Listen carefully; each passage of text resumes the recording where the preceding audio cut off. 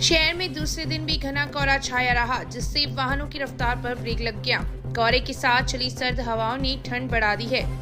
आसमान में घने बादल छाए रहने के बाद देर रात औस की बूंदें बरसने लगी, जिससे सुबह के समय वाहन ड्राइवरों को हेडलाइट जलाकर चलना पड़ा। इसलिए वाहन चालक सावधानी पूर्वक अपने वाहनों को चलाएं। घना कोहरा बारानी चने को फायदा पहुंचाने वाला है। यह चने की ग्रोथ में बढ़ोतरी करता है। मौसम का मिजाज कुछ बदल रहा है। इस बार सूखी सर्दी बहुत ज़्यादा पड़ रही है। बारिश ना होने के कारण कोहरा बहुत ज़्यादा है। हर बार की बात सर्दी बहुत ज़्यादा है इस बार, लेकिन किसानों के चेहरों पर रौनक भी है। कोहरे के कारण सरसों, गेहूँ, जौ की फसल अच्छी भी रहती है, लेकिन ज़्यादा सर्दी के प्रकोप के कारण गेहूँ की फसल, चने की फसल, सरसों की फसल खराब भी हो रही है। किसानों के चेहरों पर रौनक ना होकर निराशा भी है, क्योंकि बारिश ना होकर फसलें खराब हो रही है। केंद्र सरकार द्वारा बुधवार को पेश किए गए बजट की आज क्षेत्र में चर्चा रही। बजट को लेकर लोगों की अलग अलग प्रतिक्रियाएं भी आई, जिस पर कुछ ने बजट की सराहना की तो कुछ लोगों ने बजट को लोक लुभावना बताया है। हमारे यशस्वी प्रधानमंत्री जी ने पीछे भी जो बजट पेश किए, उनमें देश को बहुत ही अग्रसर विकास की दृष्टि से आगे किया है। फिर भी आज जो बजट पेश किया गया है, उसमें 7 लाख तक की सीमा आयकर के दायरे से वंचित रखी है।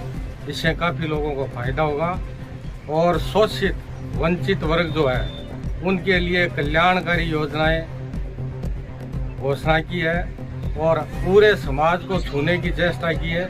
निम्न वर्ग, मध्यम वर्ग, उच्च वर्ग सभी को राहत प्रदान करते हुए बहुत ही कल्याणकारी बजट पेश किया है। देखो, केंद्रीय बजट पेश करे गए है और किसान और युवा वर्ग के खिलाफ है और केवल बस पुरानी बातें, केवल लुभावना बजट पेश करे गए है और जनहित के मान कतई दौर में उचित कोई। केंद्र सरकार ने जो बजट पेश किया है वो व्यापारियों और आम जनता को ध्यान में रखते हुए नहीं लिया गया है। मुझे ऐसा लगता है कि आम जनता और व्यापारियों के साथ कुठाराघात हुआ है। इसमें लोक लुभावनी बातें कही गई है, लेकिन धरातल पे इस पर कुछ भी नहीं आया है। मेरे हिसाब से ये बजट एकदम बेकार बजट है। केंद्र सरकार द्वारा जो आम बजट पेश किया गया है, मेरे हिसाब से आम पब्लिक के लिए बहुत अच्छा रहा है, क्योंकि इसमें 5 लाख के जो टैक्स था वो 7 लाख करने के कारण 2 लाख आम आदमी के लिए भी काफ़ी सुटेबल रहेगा। टैक्स की भी सुविधा रहेगी। वह मेरे हिसाब से काफ़ी सराहनीय बजट है, हर आदमी के लिए सुटेबल है। और आज का जो बजट है वो बहुत ही शानदार बजट है। अब तक ऐसा बजट कभी भी पारित नहीं किया गया। जिस तरह से आज के बजट में सबसे पहला तो उन्होंने जिन लोगों के इनकम टैक्स का दायरा था, वो जो 5 लाख रुपए तक की इनकम होती थी उस पर इनकम टैक्स लगता था, उसको बढ़ाकर के 7 लाख रुपए तक के दायरे में ला दिया है। तो न जाने लाखों लोग ऐसे हैं जो इनकम टैक्स के दायरे से अब बाहर हो गए हैं, तो उनको सीधा सीधा फायदा मिलेगा। उसके बाद में उन्होंने रोजगार, जो विपक्ष बार बार चिल्ला रहा था बेरोजगारी बेरोजगारी बेरोजगारी है, उसको देखते हुए उन्होंने प्रति ईयर 3 लाख लोगों को एक अग्निवीर जो थे उनकी तर्ज पर उन्होंने नौकरी देने का और जो काम किया वो भी एक शानदार है। इसके साथ साथ इस बजट में बहुत सारी वस्तुएं जो जरूरतमंद वस्तुएं हैं उनको सस्ता किया गया है और हम विदेशों से कम माल खरीदें। इसके लिए विदेशों से आयात होने वाली जो चीजें हैं, विदेशों से जो हम खरीदते हैं, उनको महंगा किया गया है और जिनसे अपने हानिकारक जो वस्तुएं जैसे सिगरेट है, इन सबको उन्होंने महंगा किया है। और बजट में इस बार नौकरी पेशा लोगों का विशेष ध्यान रखा गया है। वहीं दूसरी ओर छोटे व्यापारियों को इसमें कुछ खास राहत नहीं दी गई है।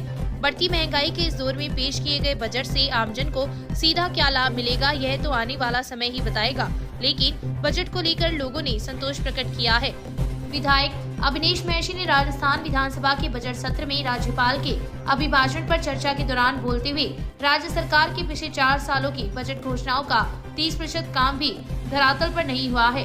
प्रदेश की कांग्रेस सरकार झूठी घोषणाओं पर घोषणा करके राज्य में घोषणा वीर के रूप में अपनी छवि बना रही है। राज्य सरकार की मंशा पर सवाल खड़ा करते हुए विधायक महर्षि ने कहा कि गत 3 वर्षों से कृषि कनेक्शन लंबित पड़े हैं। पूर्ववर्ती प्रदेश की भाजपा सरकार ने ढाणी कनेक्शन की योजना शुरू की थी और गरीबों को ढाणी कनेक्शन के रूप में इस योजना का लाभ भी मिला था। राज्य में बढ़ी हुई बिजली दरों एवं अघोषित बिजली कटौती के नाम पर जनता परेशान है। किसानों को बिजली रात में दी जाती है, एक और जहां पानी के नालों में बर्फ जम जाती है, वहीं दूसरी ओर भयंकर ठंड में किसानों का खड़ा रहना दूभर हो जाता है। ऐसी स्थिति में रात के समय बिजली देने का क्या औचित्य है? ओलावृष्टि एवं पाला पड़ने से किसानों की फसल पूरी तरह से खराब हो गई है। किसान कर्ज में डूब गए हैं। देश में 17 राज्यों में नल से घर घर पानी पहुंचाया जा रहा है। इसके विपरीत नल से घर घर पानी पहुंचाने की स्कीम में राज्य सरकार फिजली साबित हो गई है।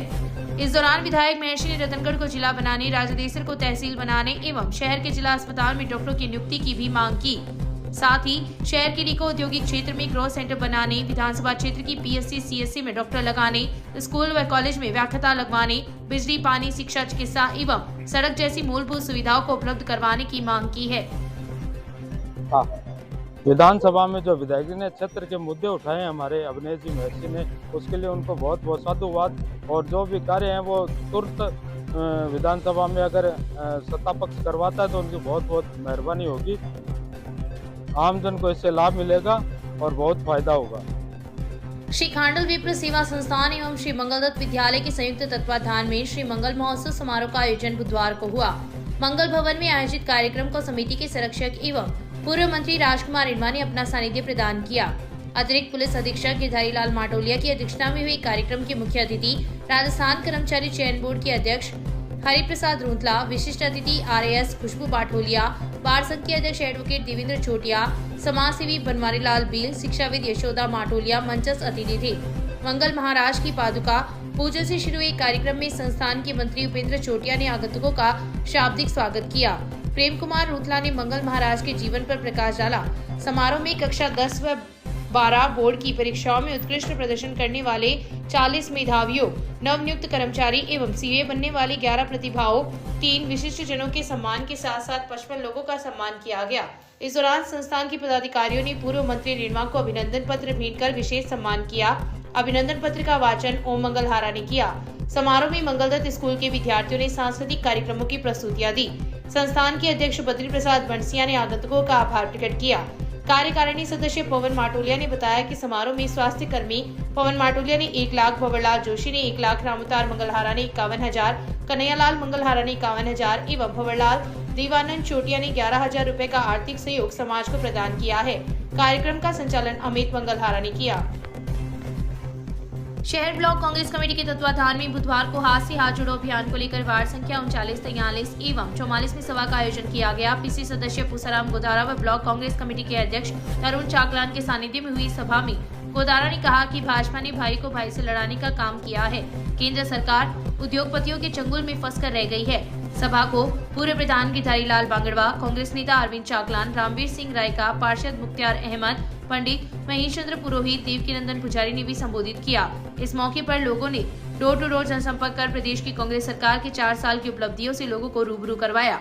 इस मौके पर पार्षद अनवर तेली, जगदीश खटीक, नेमीचंद खटीक, हारून खत्री, चांद खान, पूर्व पार्षद अनिल शर्मा, संदीप भार्गव, गोपाल धायल, भागीरथ खिच्चर, शंकर भामू, राकेश जाट, हरलाल डूडी, सलीम बिसायती, रुस्तम बिसायती सहित कई लोग उपस्थित थे। अखिल भारतीय कांग्रेस कमेटी के आह्वान एवं मुख्यमंत्री अशोक गहलोत, पीसी अध्यक्ष गोविंद सिंह चौटासा व जिला अध्यक्ष भंवरलाल पुजारी के निर्देशानुसार शहर के वार्डों में हाथ से हाथ जोड़ो अभियान का आयोजन किया जा रहा है। बुधवार को शहर की वार्ड संख्या 25 व 26 में मेघवाल गेस्ट हाउस के पास से कांग्रेस कार्यकर्ताओं ने बाबा साहब डॉक्टर भीमराव अंबेडकर की प्रतिमा पर माल्यार्पण कर अभियान का शुभारंभ किया। जनसंपर्क के दौरान कांग्रेस नेता राहुल गांधी की भारत जोड़ो यात्रा की प्रेम, भाईचारे व एकता के संदेश का पोस्टर तथा राजस्थान सरकार की जन कल्याणकारी योजनाओं की पुस्तिका का घर घर वितरण भी किया गया।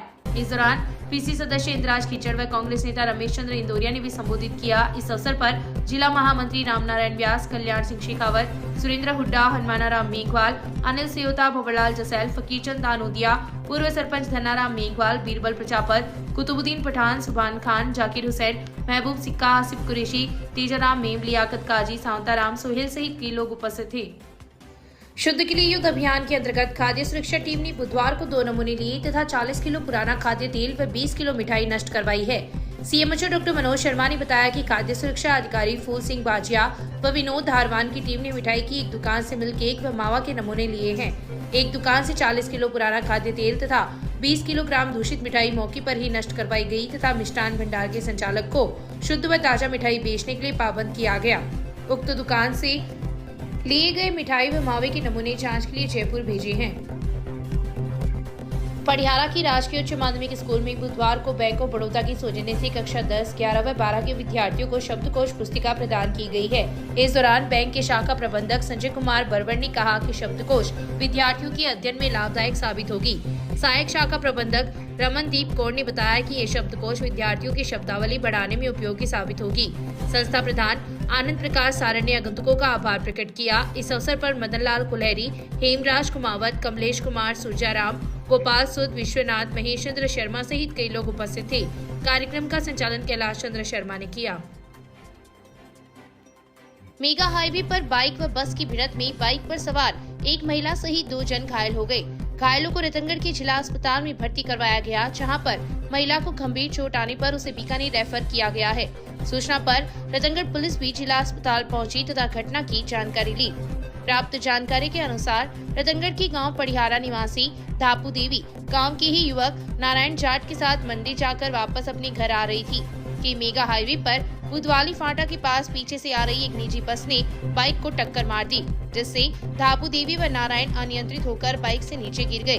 घटना में घायल हुए दोनों जनों को परिजन रतनगढ़ जिला अस्पताल लेकर आए, जहां पर डॉक्टरों ने धापू देवी की गंभीर हालत को देखते हुए उसे बीकानेर रेफर कर दिया। वहीं नारायण को प्राथमिक उपचार के बाद छुट्टी दे दी। घटना के बाद बस में सवार यात्रियों में हड़कंप मच गया। सूचना पर रतनगढ़ पुलिस मौके पर पहुंची तथा बस व बाइक को पटियाला पुलिस चौकी लेकर आ गई। रतनगढ़ रेणी कुआ के पास रहने वाली एक 34 वर्षीय विवाहिता ने बीकानेर निवासी अपने पति सहित ससुरालजनों के खिलाफ बुधवार को दहेज उत्पीड़न का मुकदमा दर्ज करवाया है।